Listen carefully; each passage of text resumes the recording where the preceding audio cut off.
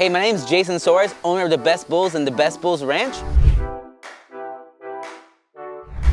So today we're going to be going over the upkeep as far as the hygiene, the cleaning of the dogs, the bathing, the nail clipping, the ear cleaning.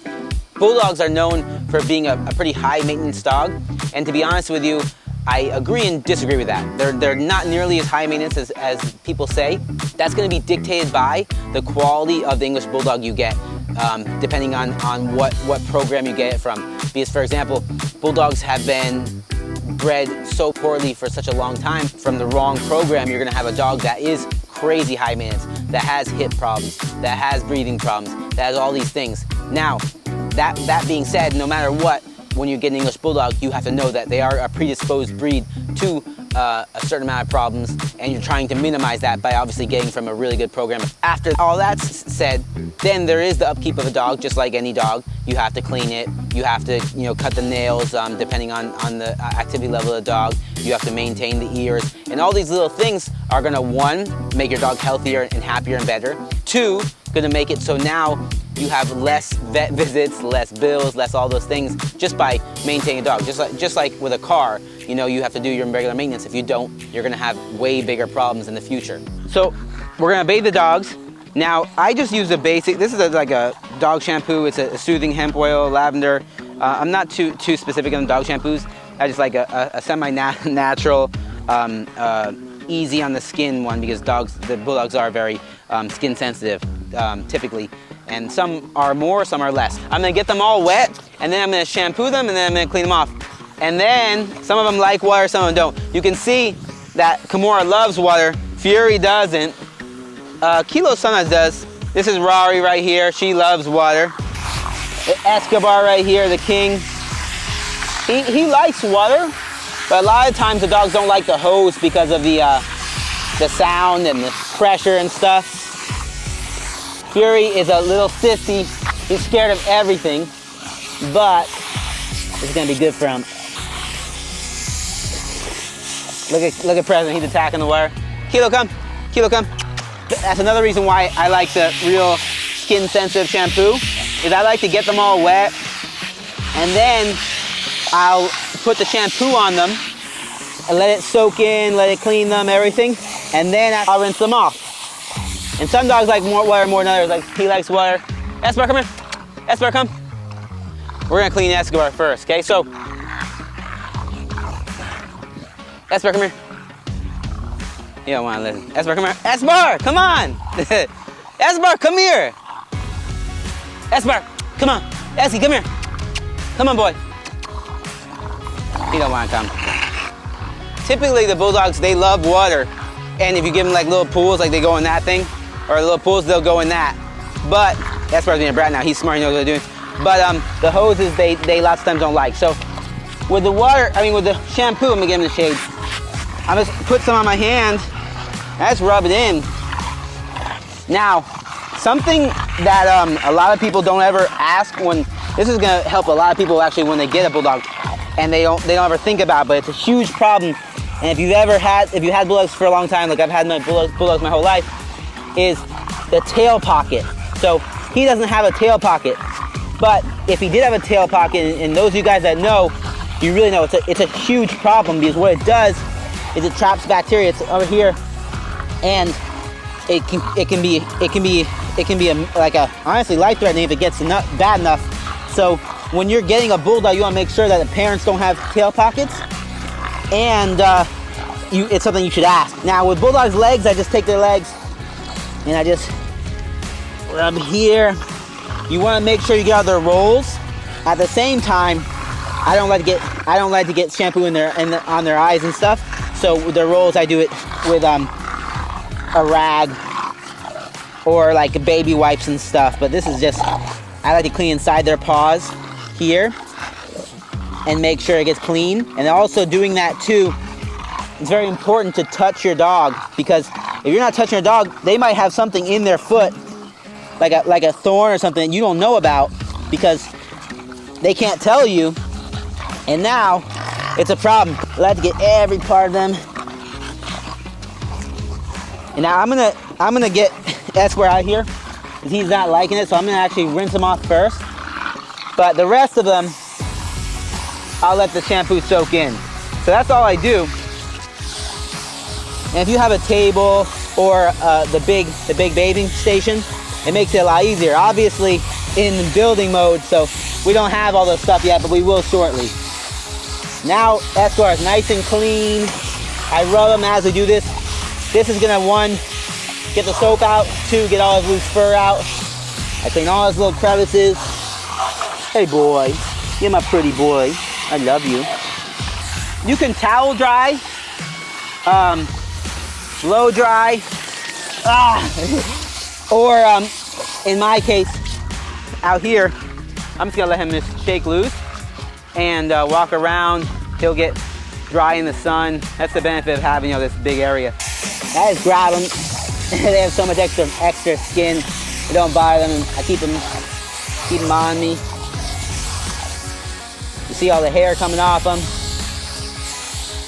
He's gonna feel so much better after this. I clean every little part. It's important to tell him good boy, so he doesn't think getting clean is a bad thing. Esky, come. Esky, come. Esper, go inside. So obviously every week is a crazy managing week of dealing with bulldogs, dealing with workers, dealing with everything. But we are now accomplished building out the pad in the back, or getting that laid, the concrete laid, and then building our cinder block wall there. We have the concrete obviously laid. We have the footers put in. We have everything done obviously by professionals. It's at a 2-inch slant, so it's 2 inches higher over there than it is down here, which is gonna allow all the pee, all the poop, everything to slide down, whether naturally or by with the spray, with the hose, or with the jets. Kilo, come on. Look at this is Kilo right here. He's just hanging out. He's gonna be in here eventually.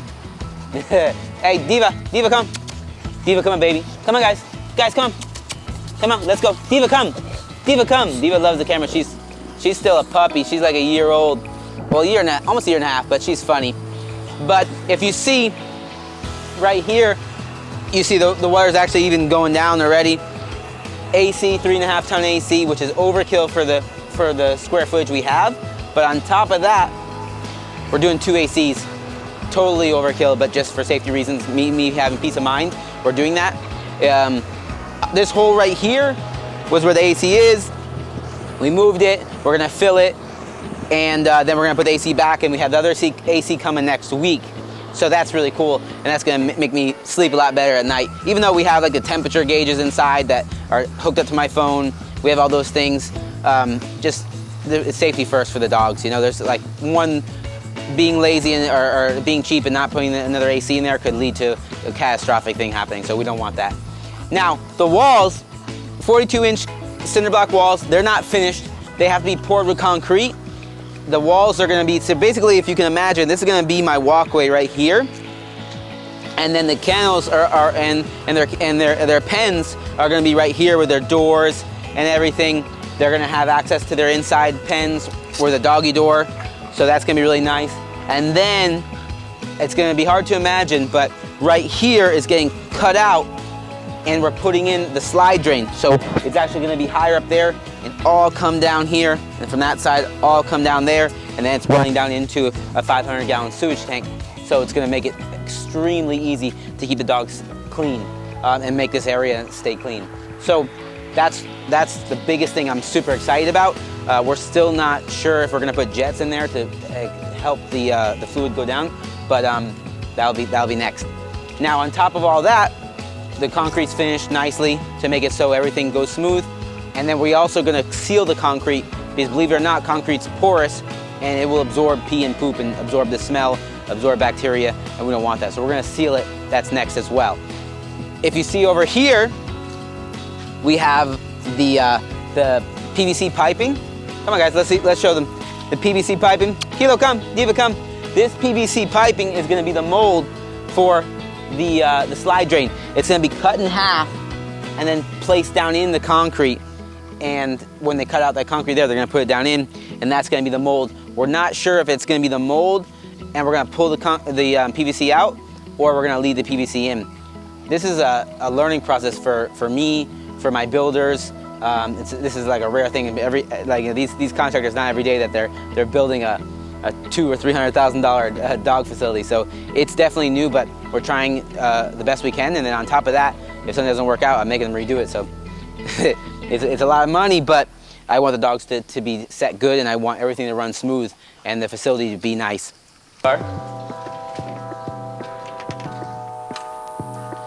So with the ears, it's something that I would recommend doing like once a month, once every other month.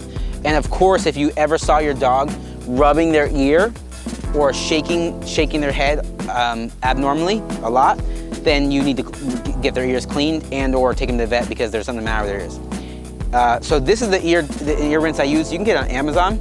It's OT rinse. It's an ear cleansing / drying solution. So you squirt it in their ear, you rub, it breaks up and cleans the ear, and then it self-dries, and they shake their ear out too.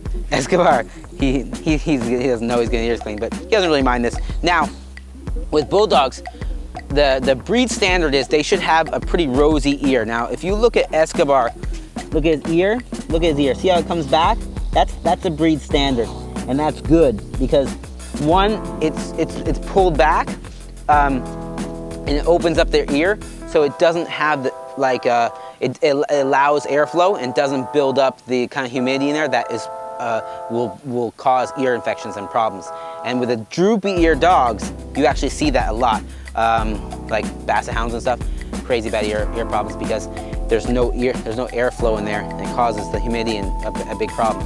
And actually, fun fact is there's actually not a single wild animal that has their ears covered over, like their ears down. There's not one. You think about every wild animal, foxes, wolves, pigs, any wild animal. I'd like you guys, if you can think of one, let me know. The only animal that has a droopy ear that's wild is an elephant, but it's not a droopy ear. It's down, but it's just like ours, the same kind of thing, where it's open. But there's no wild animal that has this ear over, and so it's a problem that we've developed through domesticating dogs and causing that droopy ear, and that causes the ear infection. So, one, if you do have a bulldog that has the non-breed standard ears where it's basset hound-ish, you're gonna have this problem, and I recommend doing this ear rinse once a month, if not every other month, but if they have the droopy ears, once a month. Two, I recommend if they have any problems. Escobar doesn't, but we still do it. So what we're gonna do is we're gonna take this, open this up, square out, okay? We're gonna stick this in the ear, not super hard or far, and I'm gonna stand over. I like to stand over them like this, so I pinch them with my legs, and I'm gonna squirt in there, okay? I'm gonna fill up the ear, and then I'm gonna grab right at the base, and I'll rub it. You can hear it in there, and it actually feels really good for him. So it's clean ears. So then I don't want him to shake. I'm gonna hold him because if you don't hold him, he'll shake. And then I'm gonna pour in the other one, and I'm gonna rub it, and then I can rub both, and he likes it. It feels really good. And I'm gonna do it, I usually do it 2 times, especially like if it's just upkeep. See, he has some stuff in here. You can take a cotton ball to clean out, but his ears are actually relatively clean. And I'm gonna rub again. It's very important that you hold the head, because if you're standing over him like this, and you don't hold the head, he'll shake his head and you'll get ear juice all in your face. Trust me, I know.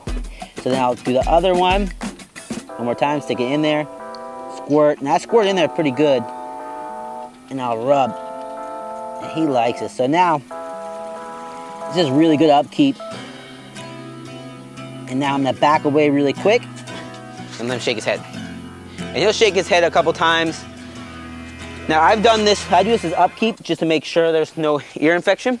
They don't get ear infection. And on top of that, I've done it before when I see a dog starting to rub their ear or shake their head. I notice that those are common signs the dog has something in their ear or a slight ear infection or something, and I'll do this.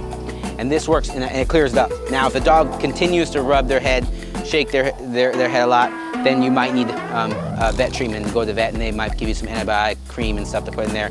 But this is a very, very good maintenance and preventative kind of thing to stop that from happening, because one, if you get an ear infection, it can be very bad to the dog, deadly. and 2, it's very costly going to the vet and stuff. So I'd like to do this, like I said, I do it every month, every other month, just depending on the dog. If you do have a dog that has the droopy ears, an English Bulldog that has the droopy ears, the Basset Hound style ears, I really am not a fan of that. But if you do have one that's like that, it's very important to do this at least every month. Now, I get these are nail clippers I use. There's some Dremel tools that are probably a little bit better for beginners because you less room for error. These ones cut, so if you do get up the cuticles or whatever they're called too much, you will cause them to bleed. Now, depending on your dog's activity level, depending on the surface they go on, will dictate how often you need to cut their nails. Now, Fury, he runs around a lot. He's a very active dog, so I haven't cut his nails in like very rarely. You see how his nails are great? I would not cut them. There's only a tiny bit of white there. If you would cut that, it would probably bleed, and if you cut even a little bit more, you would bleed. Now, if you do cut too much and the dog starts bleeding, they actually will bleed a lot. And don't get nervous. You just take cinnamon and you just put it on a cloth, a wet cloth, and you damp it on there, and you put cinnamon on the end where it's bleeding, and it'll actually stop it. Now, only part I'm gonna cut on Fury are his dew claw area, where that can get long because it doesn't get worn, and if it gets caught, it can hurt him. So, Fury, stop. So I'm just gonna come and cut right, basically, right where like the tip is, you know? Like I'll show you in the other one. There's a point, and I only cut the point. Because if you cut past that point, like past there, you cut into the red or the pink area and he'll bleed. And I just cut this so it doesn't get too long, so it doesn't get caught on anything, right where the tip is, that's all. And now it's good. And he doesn't need much upkeep on his nails because, like I said, he's such an athletic dog, and on top of that, he gets a lot of exercise. He has a huge area to run in. He has concrete to run on, and that wears down the nails naturally, which is the best thing, you know. And honestly, to be honest with you, the only time I really see dogs that need their nails cut a lot are dogs that are kept in a crate a lot, and that shouldn't be the case. You know, your dog shouldn't be kept in a crate. He's still shedding because we just gave him the bath, but that's all. Fury just needs his dew claws cut. Because if that gets long, it gets caught in something that can hurt him, and that's all. That's all with him. Some dogs, like I said, on top of it, if they're not just kept in the cage, if they are only on very soft, forgiving floor, their nails will not get worn down, and then they'll need a cut. So, but he runs outside, grass, rock, concrete, everything, and his get worn down, right, boy? So he doesn't really need much. Just the dew claws don't get worn. Now this is Rari. Rari's actually Escobar's direct sister. She's gorgeous, super nice rope, big head for a female. She's a blue tri. This is called blue, the color. The tri is these accent points, and she carries chocolate. So she's a blue tri triple carrier. She's super attached to me. I can never get rid of her, even after she's retired. She loves me. She literally, every time she's out, she will not leave my side. She's a super good dog, amazing temperament, non-aggressive, crazy functional, a lot more athletic than you would think actually. She's actually one of the most athletic dogs. But yeah, Rari's a staple in the DaBestBulls family, and we love her. So this is Diva right here. Diva is actually an Escobar daughter, bred to one of our tiny micro females from a while ago. She's almost a year and a half now. She's amazing. I love her structure. Like, oh, I'm sorry. She has a very short back, very straight back, no high back end, a nice face for a female. She's still not done growing, so her head's actually getting a little bigger, her bones getting a little bigger. But structurally, I just love how compact she is.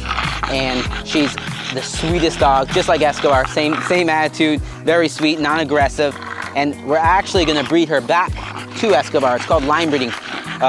Done correctly, line breeding is extremely acceptable. I know some people think it's weird, breed daughter to father, but it's a very common practice in dog breeding, in horse breeding, and anything. And that's how we're gonna build that structure and keep that structure. At the same time, both healthy, both great attitudes, both just great examples for the English Bulldog breed. So that's another reason why we're gonna line breed them as well. And she's just amazing, super sweet. Right, Diva? We actually have one puppy right here, we gotta clean everything out. It's off. It's actually an Escobar sister. Direct Escobar sister from Escobar's mom and Escobar's dad. Escobar's dad is Sancho out of Sal's Bulldogs, and so we paid for that stud fee. And we did a rebreed, of course, because we got Escobar and Fury off it, and Brari. They're all from the same litter. Missy, stop. I'll show you Missy in a second. But this is the puppy. She is gorgeous. You can't really tell probably, but she's so cute. She's 8 days old now. She was born on Wednesday, and she's just a single puppy. It wasn't the best breeding because we did a ship sample and Missy, just her levels weren't ready, and just didn't go perfect. But we got one puppy out of it, which is really good. We're super happy about that, and now we're gonna put her on to get fed and nursed because we have to do that every 3-4 hours. I'm gonna lay her down just to make sure nothing happens to the puppy. I'm gonna put her on the edge of the heating pad so she doesn't get overheated, but the puppy stays heated. And then I'm gonna get the puppy. And this puppy is really good at latching, so I don't even need to help this puppy, but yeah, we gotta find a name for her. So if you have a good name, drop it in the comments below. See if someone can come up with a creative name.